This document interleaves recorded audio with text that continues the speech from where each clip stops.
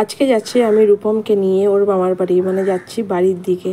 তো এদিকে রাস্তার সময় যেতে যেতে দেখলাম যে এখানে আমাদের পাড়ার প্যান্ডেলটা, ক্লাবের প্যান্ডেলটা বেশ হয়ে এসেছে। আর পুজো তো হাতে বেশ কয়েকটা দিন বাকি। আর দেখতে দেখতে মহালয়াও কাছে চলে এলো।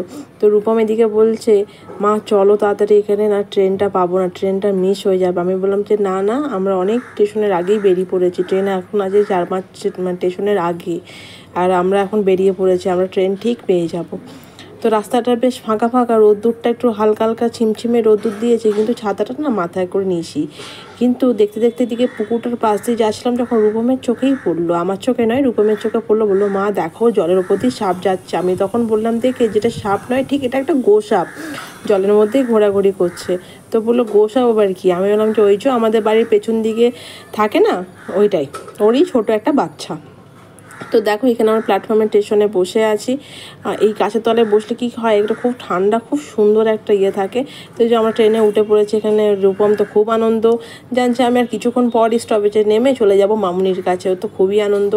তো এখানে হাওয়াটা খুব সুন্দর দিচ্ছিলো, আমরা এই মুখো করে বসলাম যেহেতু হাওয়াটা নেওয়ার জন্য, কারণ এতটা গরম করছিল যে কিছু বলার নেই। দুদিন আগে যে বৃষ্টি হয়েছে, চারিদিকে এত বন্যা হয়ে গেছে, সেসব কিন্তু সিন আমাদের দিকে পার উঠেই গেছে।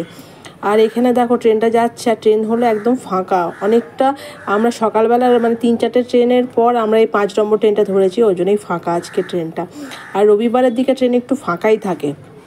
তো এই যে আমরা ব্রিজের তলা দিয়ে যাবো, ব্রিজের তলা দিয়ে গেলে না আবার নেট থাকে না, টাওয়ারে সিগন্যাল থাকে না, উড়ে যায়। যাই না কেন কিসের জন্য তা ঠিক বলতে পারবো না, কিন্তু এখানে একদম মানে ফোনের কোনো কাজই করে না, ওর জন্যে আমরা ভিডিওটা করতে করতেই যাচ্ছিলাম। তো রূপম বলছে, মা কাশফুলের বাগানগুলো কোথায়? আমি এই কাশফুলের বাগান বলে না, কাশফুলের মাঠ বলে, বাগান আবার কি? এটা কি আমাদের কি এখানে বাগান তৈরি করা জায়গা নাকি?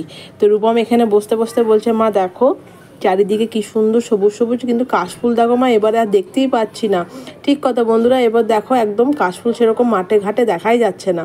তো এই করতে করতে আমরা বর্ধমান পৌঁছে গেলাম, মুখের মধ্যে নিয়েছিলাম বেঁধে, এইটা খুব গরমের জন্য। তো নেক্সট পার্টের ভিডিওটা আসছে, আমরা কালকে কী কী বাজার করেছি বর্ধমানে এসে, আর কী কী আমরা কিনলাম সেসব আসছে নেক্সট ভিডিওতে। তোমরা অবশ্যই এই ভিডিওটা দেখে লাইক কমেন্ট শেয়ার করো, আর ওই ভিডিওটা দেখতে একদম ভুলবে।